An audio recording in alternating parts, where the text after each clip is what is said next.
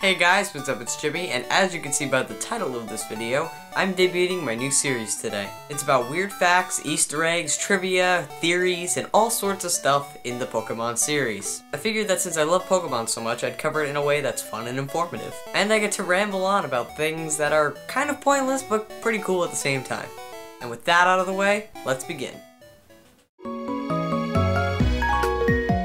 Do you know the Pokemon Munna? Munna debuted in Pokemon Black and White on the Nintendo DS. Funny thing is, Munna was actually referenced in the original Pokemon Red and Blue on the Game Boy. That's right, this little girl here outside of Rock Tunnel talks about how she wishes there were more pink Pokemon with floral patterns. As you know, Munna is a pink, thing with purple flowers all over it.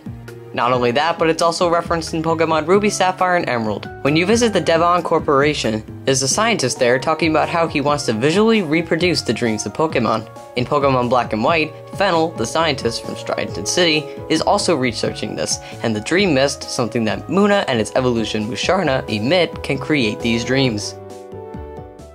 There's lots of creepy Pokemon in the Pokemon series, and one of them is Yamask. Yamask are actually spirits of humans that lived long ago. In fact, the masks that they carry around are said to be their faces. Yamask retain all their memories from their lives as humans, and when they reflect on these memories, they'll cry. It's pretty disturbing when you think about it. In the Pokemon Mystery Dungeon series, you play as a human that has become a Pokemon. But this isn't the only example of humans transforming into Pokemon. In fact, this has actually happened in the main series. Well, at least the Pokédex says so. In both Kadabra's Fire Red and Emerald Pokédex entries, it references that one day a boy with psychic abilities awoke as a Kadabra. How strange is that? Especially since you'd think he'd become an Abra, since it's the first stage in its evolutionary line. Just imagine one Saturday morning waking up to do some errands or something, and you find out you turn into your dog. Ah, shit. How inconvenient.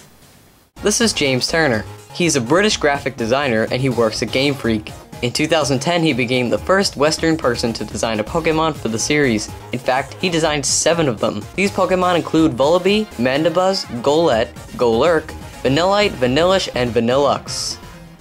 And I end this video with a pretty interesting theory that the Pokemon fanbase has come up with. The legendary Pokemon from Generation 5 Genesect has a pretty interesting Pokédex entry. Over 3 million years ago, it was feared as the strongest of hunters. It has been modified by Team Plasma. That sounds pretty familiar to another prehistoric Pokemon. This is Kabuto's Pokédex entry. It is a Pokemon that has been regenerated from a fossil. However, in rare cases, living examples have been discovered. Kabuto have not changed for 3 million years. Now it seems to be pretty safe to assume that Kabuto would have evolved into Kabutops during this time period. Let's take a look at Kabutops' entry. Kabutops once swam underwater to hunt for prey. It was apparently evolving from being a water dweller to living on land, as evident from its changes in its gills and legs. This entry hints at how Kabutops is a skilled hunter. And when you take a closer look at things such as their body shape and structure, it's almost as if Team Plasma found a Kabutops fossil, possibly resurrected it, and modified it by slapping on some metal coating and a huge cannon onto its back, thus modifying it so it became a new species of Pokemon. While we're on the subject of Genesect, it's pretty funny how similar to Mewtwo it is. Both were artificially created by scientists for evil purposes, and they both have roots to prehistoric Pokemon. Genesect's roots aren't specified, but Mewtwo's is. It's Mew. Oh, and they're both purple. I guess that counts too. Well guys, I really hope you enjoyed this video. I had a ton of fun making it, so I hope you had a ton of fun watching.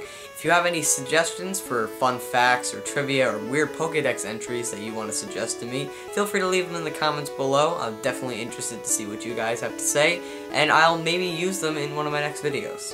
And if you like Pokemon, that's a stupid question. Of course you like Pokemon. This is a Pokemon themed video. Why would you click on it if you didn't like Pokemon? You can click this annotation. It'll take you to a playlist filled with all my Pokemon reviews, and you can just sit there and watch them. Be sure to follow me on Facebook and Twitter to find out when I'm working on new videos, playing new video games, or live streaming on Twitch TV. Thanks again for watching this video, and I'll see you guys next time with more videos.